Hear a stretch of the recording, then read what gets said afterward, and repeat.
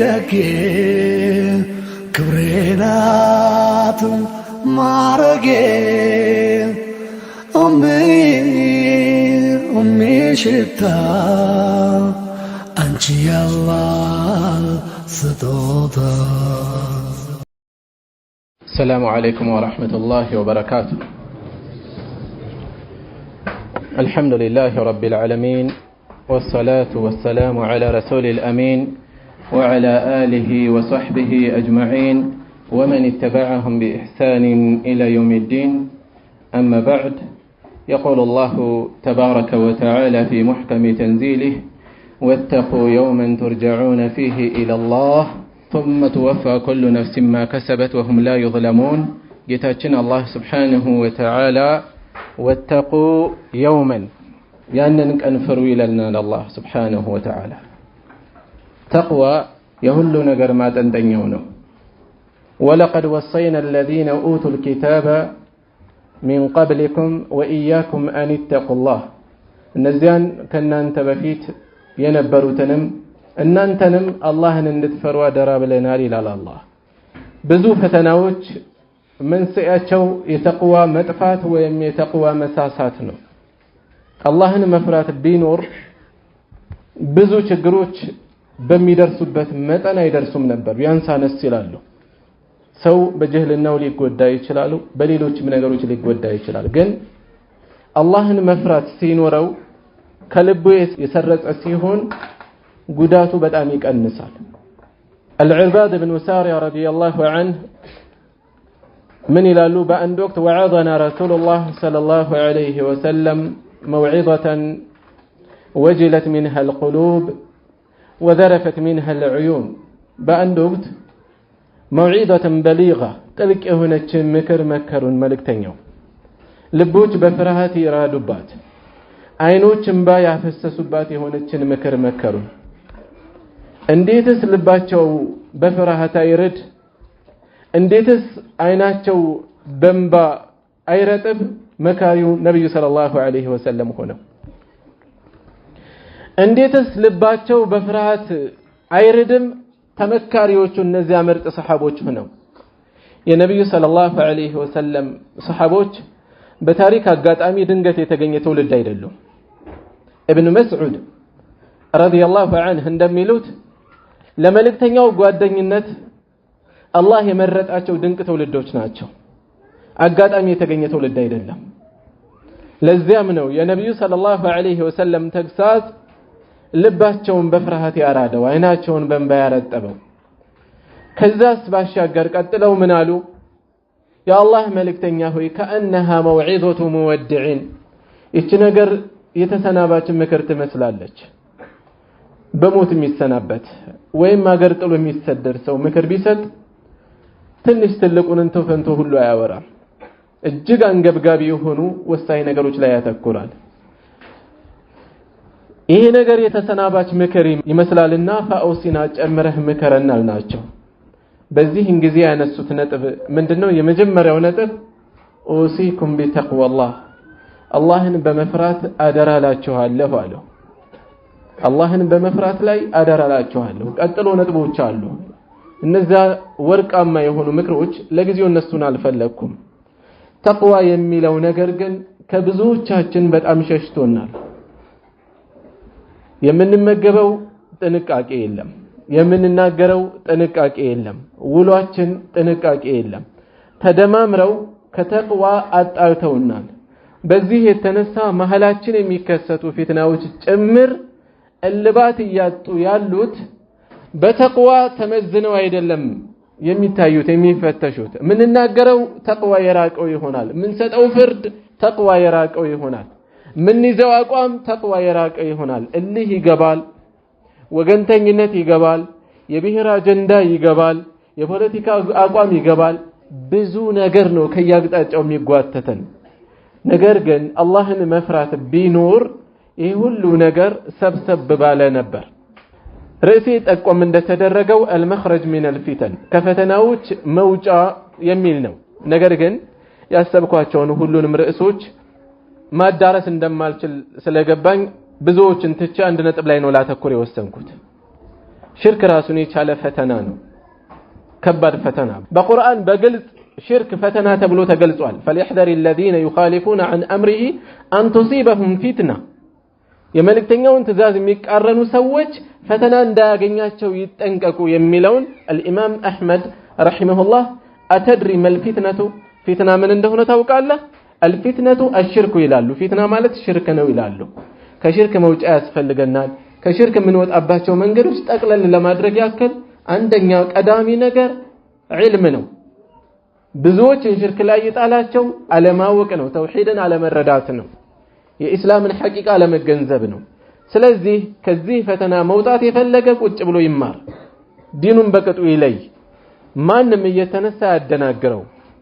ስትማር ስትለይ የጮኸ ሁሉ አይወዘውዝህም። ያለበለዚያ ለኩል ናኢቅን ተበዕ ይባላል። ለእያንዳንዱ ጯሂ ተከታይ አለው። ንፋስ የሚወስደው የሚወዛወዛል፣ በቀደዱለት የሚፈሳል። ሌሎች ናቸው የሚወስኑት አቅጣጫውን፣ እሱ አይደለም። ሌሎችም ፊትናዎች ላይ ከሽርክ ውጭም ነብዩ ሰለላሁ ዐለይሂ ወሰለም ምንድነው ያሉት? ወደፊት ልክ ሰዎች ማዕድ ላይ እንደሚጠራሩት እንደሚሰባሰቡት ሙስሊሙ ላይ ጠላት ከያቅጣጫው ይጠራራበታል አሉ። በዚህ መልኩ የሚከሰትበት ጊዜ አለ። አሚን ቂለቲን ያ ረሱላህ የአላህ መልእክተኛ ሆይ ያኔ ቁጥራችን ስለሚያንስ ነው ወይ አሏቸው። ላ ወአንቱም ኩሱር አሉ። እንዲያውም ያኔ ብዙ ነው የምትሆኑት አሉ። ነገር ግን ምን አይነት አማኞች ናቸው የሚመጡት አሉ? ያኔ የሚመጡት ጉፋፊዎች ናቸው። ልክ ቦይ እንደሚወስደው ጉፋፊ አሉ። ቦይ የሚወስደው ጉፋፊ አቅጣጫውን እሱ መወሰን አይችልም። ቦዩ ነው የሚወስንለት የሚሄድበትን። ይሄ መንገድ አይመቸኝም ማለት አይችልም። በሾህ ውስጥ በምን ውስጥ ይዞት ይገባል። ልክ እንዲህ አይነት የጮኸ ሁሉ የሚወዘውዘን የሚወስደን መሆን የለብንም። በዚህ መጠን መቅለል የለብንም። ክብደታችን የሚመጣው ደግሞ በመማር ነው። ለመማር በተለይ በዚህ ዘመን አማራጩ በዝቷል። ጊዜ መስጠት ነው የሚፈልገው፣ መስዋዕትነት መክፈል ነው የሚፈልገው። አላህን ፈርተን ለዲናችን ተገቢ ትኩረት እንስጥ፣ እንማር። መማር የሌሎች ስራ ማድረግ የለብንም። የፈለገ እድሜው ቢገፋ መማር ይችላል ሰው። الامام احمد ያን ሁሉ ሐዲስ ከሰበሰቡ በስተርጅናቸው እንኳን መጻፊያቸውን ይዘው ነበር የሚንቀሳቀሱት። ምንድነው ሲባሉ ይሄ ነገር እስከ من المحبره الى المقبره ነበር ያሉት። እስከ ቀብር ድረስ በዚሁ መልኩ እንጓዛለን ይያሉ። ዒልም ፍለጋችን ምንም አይነት ነገር ሊገታው አይገባም። ሽርክን የምንከላከልበት አንዱ ይሄ ነው። ሁለተኛ ከተቅሊድ መውጣት፣ ጭፍን ተከታይነት። አባቶቻችን እንደዚህ ስለሆኑ ነው እና አቡ ጀህልን ገደል የከተታቸው። ነብዩን ሰለላሁ ዐለይሂ ወሰለም ለማሳመን እንኳን ሲመጡ ሲያነሱት የነበረው ርዕስ ይሄ ነው። ዑትባ ኢብኑ ረቢዓ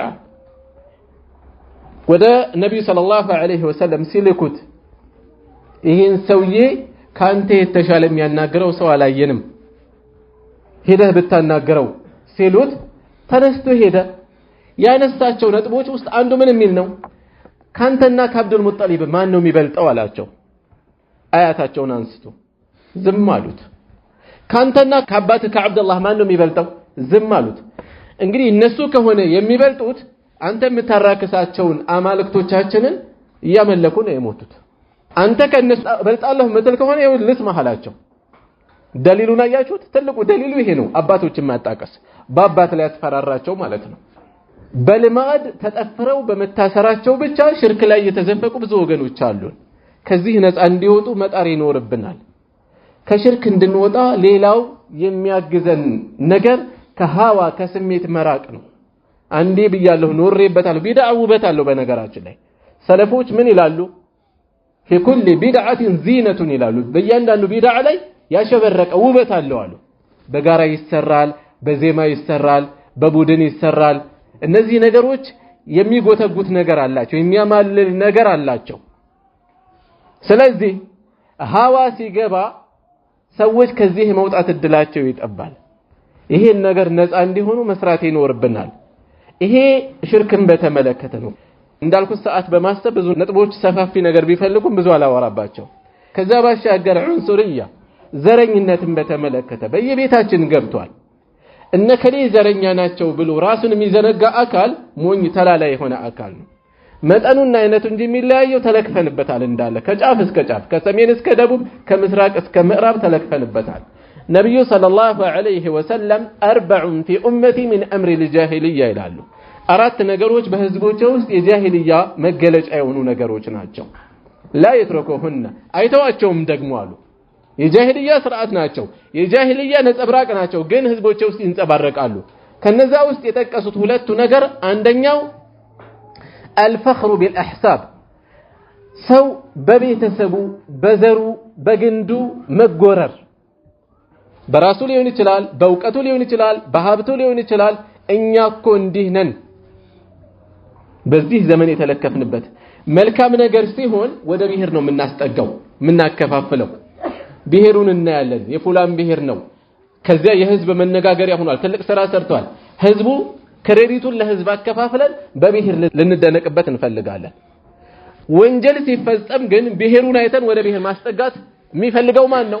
ተቀናቃኝ የሆነው ክፍል ነው እንጂ መደነቅ ቢሆን የሚፈልገው አካል እንግዲህ ግለሰብ በሰራው ብሔር አይሰደብም ይላል። እውነት ነው።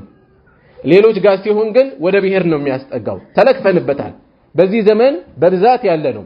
የሁለት ሰዎች ግለሰቦች ጥል በብሔር ይመነዘራል። ጀርባቸው ታይቶ ሰልፋችንን ከዛ እናስተካክላለን። ደዑሃ ፈኢነሃ ሙንቲናን የተባልነው አንሷርና ሙሃጅር በቁርአን በሐዲስ የተገለጹ ድንቅ ስሞች ናቸው። እውቅና የተቸራቸው ከመሆናቸውም ጋር ያላግባብ ለሆነ ወግንና ጥሪ ሲደረግ እነዚህ ስሞች ተነስተው አቢ ደዕዋ الجاهليه وانا بين اظهركم እኮ በመካከላችሁ ያለው የጃሂልያ ጥሪ ተጠራራላችሁ አሉ። የጃሂልያ ጥሪ ብለው የገለጹት አንሷሮች ሆይ ኑ፣ ሙሃጅሮች ሆይ እያሉ ለተጣሩ ሰዎች ነው። ስያሜዎቹ ጤነኛ ከመሆናቸው ጋር ከጤነኝነትም አልፎ የተወደሱ ከመሆናቸው ጋር ላልተገባ ነገር ጥሪ ስለተደረገባቸው የጃሂልያ ጥሪ ብለው ገለጹት ነብዩ ሰለላሁ ዐለይሂ ወሰለም። الفخر بالاحساب والطعن في الانساب ሌሎችን በዘር ማነወር እነዚህ ሁለት ነገሮች ተለክፈንባቸዋል።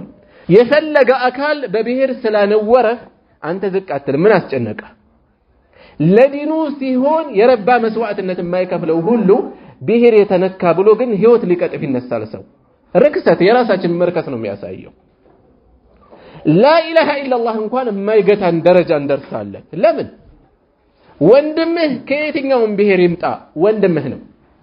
ነብዩ ሰለላሁ ዐለይሂ ወሰለም دعوها فإنها منتنة ብለው የገለጹት ዘረኝነት ጥንብነች እኮ ነው ያሉት። እንዴት አድርገው ነው የገለጹት? መለኪያው ዘር ቢሆን ኖሮ ቢላል الحبشي ያለውን ቦታ እናውቃለን፣ ሰልማን الفارسي ያለውን ቦታ እናውቃለን፣ አቡ ለሃብ ደግሞ የት እንዳለ እናውቃለን። የቁረይሽ መኳንንቶች እኮ ናቸው እና አቡ ለሃብ እና አቡ ጀህል። ነገር ግን لا اله الا الله ስላላስገኙ ይሄው ያወገዝናቸው ነው ያለነው። ተበት የዳ አቢ ለሃብ ወተብ ነብዩ ሰለላሁ ዐለይሂ ወሰለም ስራው ያስቀረው ዘሩ ያስቀድመውም አሉ። የሼክ ዘር ስለሆነ ከፍ የሚል ሰው የለም፣ የነብይ ዘር ስለሆነ ከፍ የሚል የለም። ስለዚህ ይሄን ፊትና ልንርቀው ይገባል። የፈለገ አካል እዚህ ላይ የተዘፈቀ ቢኖር ልናዝንለት እንዲመለስ ልናቀርበው ይገባል። ራሳችንን መጸየፍ አለብን። እንዳልኩት ብዙ ሊወራበት የሚችል ርዕስ ነው፣ ግን ለቀጣዩ ነጥብ ጊዜን በማሰብ በዚሁ ቋጫለሁ ይሄንንም ማለት ነው። ሌላኛው ፊትነቱ ኒሳ የሴት ፊትና፣ ለሴቷ ደግሞ የወንድ ፊትና፣ የጾታዊ ፊትና። በተለይ አብዛኛው እዚህ የተሰበሰበው ወጣት ነው። ይሄ ፈተና እንደዋዛ የሚታይ አይደለም። የዝሙት ጉዳይ ኢስላም እጅግ ጥብቅ በሆነ መልኩ ነው የሚያስተናግደው፣ ይታወቃል። አግብቶ የሚያውቅ ከሆነ ያለው ፍርድ ይታወቃል። ተወግሮ መገደል። ሰዎች ፍርዱ ነው የሚገርማቸው። ከፍርዱ ባለፈ እንዲህ አይነት ከባድ ፍርድ የተላለፈው ወንጀሉ በኢስላም በምን መልኩ ቢታይ ነው የሚለው ነው ሊያሳስበን የሚገባው።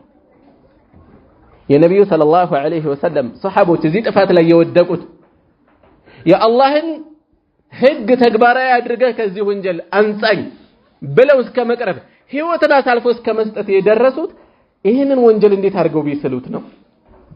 እንዴት አድርገው ቢረዱት ነው? ዛሬስ ያለንበት ተጨባጭ ዝሙትን በተመለከተ ኢስላም ቀጥታ አይደለም የከለከለው፣ ከዛ ባሻገር ዙሪያ ገባውን ነው በብረት አጥር ያጠረው። እይታን በተመለከተ ባዕድ ሴቶችን ባዕድ ወንዶች መተያየት እንዳይኖር የሸይጣን ፍላጻ የሸይጣን ቀስት ነው የተባለው። እይታ ላይ ገደብ እንዲደረግ ዝሙት የሚፈጽም ሰው አይኑን ጨፍኖ አይደለም እዛ የደረሰው። ከእይታ ይጀምራል፣ ሰላምታ ይቀጥላል፣ ንግግር ይቀጥላል እያለ ነው እዛ መጨረሻ ላይ የተደረሰው። ያልተገባ እይታ በእስላም ተከልክሏል። ያልተገባ ንግግር ተከልክሏል። በንግግር አትለስልሱ ነው የተባለው ቁርአን ላይ ለሴቶች فيطمع الذي في قلبه مرض ልብ ውስጥ የስሜት በሽታ ያለበት ሰው እንዳይከጅል አትለስልሱላት ነው የተባለው በዚህ ደረጃ። እንደዚሁም ሁለት ወንድና ሴት ተገልለው እንዳይቀመጡ ነው የተባለው። ሶስተኛው ሸይጣን ነው የተባለው። እኔ ልቤ ንጹህ ነው እንዲህ አይነት ነገር አላሰብም እንዳንል ሸይጣን ይገባል መሐላ ያላሰብነውን ያሳስባል። ለዚህም ነው ወንጀላ እንኳን ያላግባብ የወነጀለ አካል እንኳን 80 ጅራፍ ይከተለዋል የተባለው። ለምንድን ነው? ወንጀሉ ከባድ ስለሆነ በዚህ መወንጀል ተመልከቱት። 4 ሰዎች ዝሙት ሲፈጸም አይተናል በተግባር በተጨባጭ ካላሉ በስተቀር 3ቱ እኛ ዝሙት ሲፈጸም ባይናችን በብረቱ አይተናል አሉ። 4ኛው ሲጠየቅ አይ እኔ ዝሙት አላየሁም ግን ደስ የማይል ነገር አይቻለሁ አለ። 3ቶቹ ሰዎች ምንድነው የሚከተላቸው? 80 ግርፋት ነው የሚከተላቸው። ምንድነው የሚጠቁመን? የሰዎችን ክብር በዝሙት መወንጀል ምን ያህል አደገኛ እንደሆነ። በዝሙት መወንጀል ይሄን ያህል ከባድ ከሆነ ዝሙት መፈጸሙስ ምን ያህል ከባድ ነው። ስለዚህ ወጣትነት ላይ ብዙ ገፊ ሰበቦች ይኖራሉና አደራ ማህበራዊ ሚዲያዎች ለጥፋት የሚጋብዝ ብዙ ነገር አላቸው። ውሏችን፣ አዳራችን፣ ግንኙነታችን ብዙ ለዚህ የሚጋብዝ ነገር ይኖራልና አላህን እንፍራ። በተለይ ደግሞ ወደ ዳዕዋ የቀረባችሁ ወንድሞች ክፉ ምሳሌ እንዳትሆኑ መጠንቀቅ ያስፈልጋል። በተለይ እስላማዊ ነጸብራቅ ሲታይ ደግሞ ጥፋቱ ከግለሰብ አልፎ ሌሎችም የሚወነጀሉበት ዳዕዋ እንቅፋት የሚፈጠርበት ሰበብ እንዳይሆን ተሻጋሪ የሆነ ጦስ እንዳይከተለው መጠንቀቅ አለብን። ይሄንን ለመራቅ ብዙ ሰበቦች አሉ። አላህን መፍራት፣ ውሏችንን ማስተካከል። ቆሞ ተቀምጦ ወሬው ሁሉ ስለዚህ የሆነ ሰው አለ። ውሎህን ተመልከት። المرء على دين خليله ሰው በወዳጁ እምነት ላይ ነው ይባላል በሐዲስ እንደተገለጸው። ጓደኛህን ንገረኝና ማንነትህን ልንገርህ ይባላል በአገራችን። ጓደኛ ሱስ ላይ የጣለው ስንት ሰው አለ። ሰዎች እኮ ድንገት ተነስተው አይደለም ጫት ቃሚ የሚሆኑ፣ ድንገት ተነስተው አይደለም ሲጋራ አጫሽ የሚሆኑ፣ ድንገት ተነስተው አይደለም። እያንዳንዱ የጓደኛ ተጽዕኖ ቀላል አይደለም። ሰው ደግሞ ጥፋት ላይ ሲሆን የሌለት መተባበር አለው። ኸምር ቤት ቢኬድ ሰዎች መስጂድ ላይ ካላቸው መተባበር የበለጠ ትብብር ይኖራል። ከበር መልስን ይችላል ይላል ተነስቶ አንዱ አይደለ። ጫት ቤት ሲኬድ ለጫት የሚሸፍን ብዙ ሰው አለ። የሆነ ቦታ ላይ ጥናት ላይ ያደርጉ ሰዎች ይመጣሉ። ቆም ይመለከታለሁኝ ማህበረሰቡ ገቢ ምንድነው? አይ ብዙም ገቢ የለም፣ ግን ብዙ ሰው ሲቅም እያየን ነው። ገቢያችሁ ምንድነው? ገቢ የለንም። አንተ ትቅማለህ? አውቅማለሁ። ምንድነው ገቢ? ይገርምሃል፣ ጫት በሰዓቱ ርካሽ ነበር ቆይቷል። ለጫት 10 ብር አግኝቼ የፌስታሉ 10 ሳንቲም ነው የሚቸግረኝ አለው። ከሰማይ የወረደለት አይደለም። ሰው ለጫት ሲሆን ይተባበራል እርስ በርሱ፣ ለሱስ ሲሆን በደንብ ይተባበራል። ጥፋቶች ላይ የሚገርም መተባበር አለ። ጓደኞቻችን ቢቻል ወደ ኸይር ምን ጎተታቸው ይሁን። ሰው በሰው ነው ሰበብ የሚሆነው መቼም። ካልሆነ ይዘውን የሚወርዱ እንዳይሆኑ መጠንቀቅ አለብን። ሌሎችም ውሏችንን የምንከታተላቸው ዌብሳይቶች፣ እዛው ፌስቡክ ላይ ያለ ጓደኝነት፣ ሌሎችም ነገሮችን እንከታተል። ለጥፋት የሚጋብዙ ነገሮችን እንጠንቀቅ። ጠቅለል አድርገዋል። ይሄም ብዙ የሚያስወራ ነው። ሌላኛው ነጥቤ የዱንያ ፊትና ነው። እዚሁ ላይ ጠቁሜ ነው የማልፈው። አብዛኛው ተማሪ ነው ብዙ ስለ ዱንያ አሁን ለጊዜው ሌላ ጊዜ የሚወራበት ይሆናል ኢንሻአላህ። ዱንያ በርካቶች ለዱንያ ሲሉ ነፍስ ያጠፋሉ፣ ይበድላሉ፣ ዝምድና ይቆርጣሉ፣ ወላጅ ጋር ይቆራረጣሉ፣ ብዙ ነገር ይደርሳል። ነብዩ ሰለላሁ ዐለይሂ ወሰለም الدنيا حلوة خضراء ይላሉ።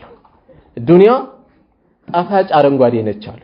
ከጣዕም አንፃር ጣፋጭ፣ ከይታ አንፃር ለምለም አረንጓዴ አይንን የምትይዝ ነች አጓጊ ነች ዱንያ ገደል እንዳትከተን አኺራችንን እንዳታጠፋ ከአላህ ጋር እንዳታጣላን መጠንቀቅ አለብን የፈለገ ቢሆን የሰው ልጅ ንብረቱ ማለት ወይ የተጠቀመው ነው ዱንያ ላይ ወይ ለአኺራ ያስቀደመው ነው ከዛ ውጭ ያለ የሱ ንብረት አይደለም የወራሽ ነው እዚሁ ጥሎት የሚያልፍ ነው ለማን ተጠቀመው ዱንያ ብለን በደል እንዳንፈጽም ነብዩ ሰለላሁ ዐለይሂ ወሰለም በአንድ ሐላፊነት ላይ የሾሙት ሰው ሐላፊነትን ወሰድልኝ አላቸው መጥቶ ምን ሆንክ አሉት አይ እንዲህ ትንሽም ነገር ቢሆን የነካ የሳት ነው ብለህ ስትናገር ሰምቻለሁ አላቸው ሜደጌ ክብሬናት ማረጌ ሽታ አንቺ ያላህ ስጦታ